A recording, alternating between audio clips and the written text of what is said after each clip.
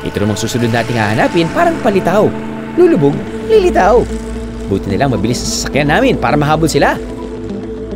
5:30 AM kami umalis para makapag-dolphin watching. Pero take note ni Heros, syempuhan daw yan. Pwede tayo makakita ng dolphin? Pwede rin hindi. Siyempre, depende yan sa kanila. Meron na dyan, kuya? Ayun!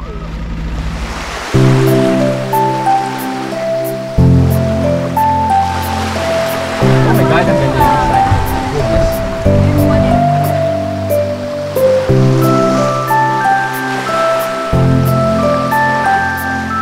What's important is that you're super early. It's now 6 in the morning, and then to my left, it's just like a phenomenal group of dolphins just chilling, swimming beside us and in front of us.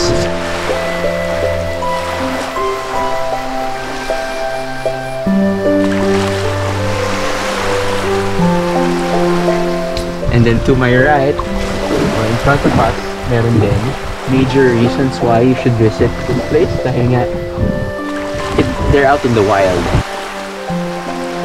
They're just free, they're looking for food, and they're actually just happy that we are, you know, just chilling, you know, riding the waves with them. Tinanong ko kay Kuya, pwede bang lumakoy with them? Hindi pwede. Parang sarap dahil alam natin na parang yung reputation ng mga dolphins ay ano sila, very playful. Ayun! Meron pa ulit no? Ayun! Sa likod! Ayun! Sa likod! Ang dami nila! Woo! Oh my God! Ang ganda nun! Anak ng toko! Kung kaya pa ng oras nyo, pwede nyong bisitahin ang Luwai para makatikim ng mga pagkaing Boholano. Isa na riyan ang ginataang kagang.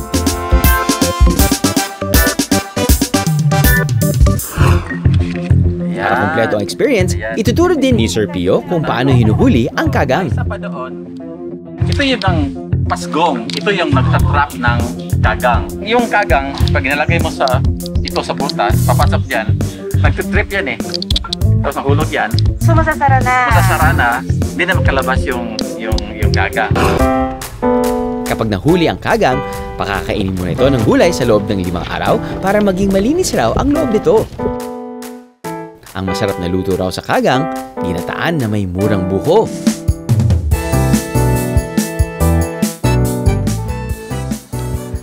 Sarap, hindi ba, sir?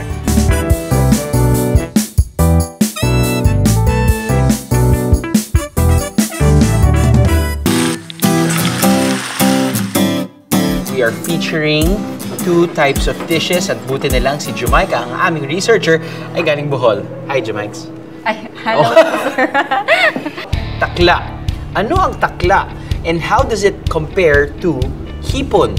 Hipon is nasa dagat. Ito pong takla is makikita po siya sa ilalim ng putik. And then, pag nasa ilalim po siya ng putik, nag-create po siya ng loud noise, like clucking. Parang ganyan po siya, sir. Okay. And then, in Visayan term po, meron din po kaming word na takla, which is yan nga po, pagka-click ng tang mo. Yan, takla. Parang ano? Parang kabayo.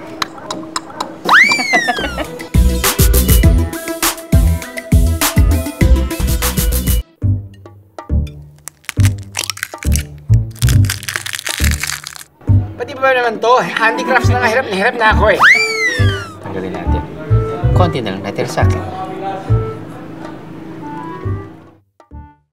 Yes. Parang hipon. Nasaan hipon? Dahil mayaman sa tablaya ang Bohol, akalain niyong hinahalo na rin ito sa manok? Interesting. Oh yeah. Ilang minuto mula sa dolphin watching area, matatagpuan ang isang marine sanctuary kung saan may libo-libong mga sardinas.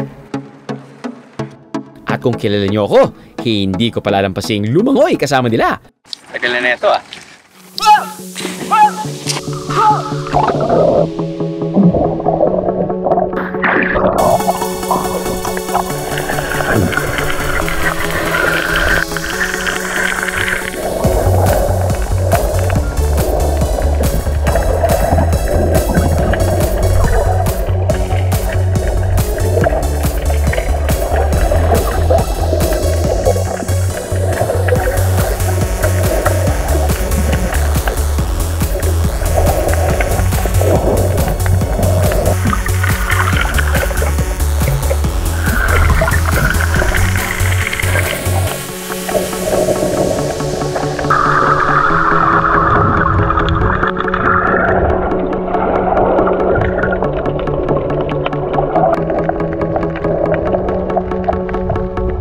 sardines are just there, so you don't really have to take up, I guess, you don't have to get a certificate. If you can just dive just a little bit, and then may isang tao doon na nag-video sa'yo from afar or underneath, that's gonna be a bonus.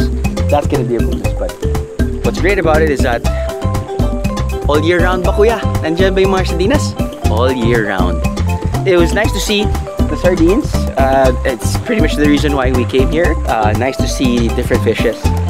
Very clear, perfect sunny day, which means kitang-kita mo rin kung ano yung nasa ilalim ng dagat. Wow!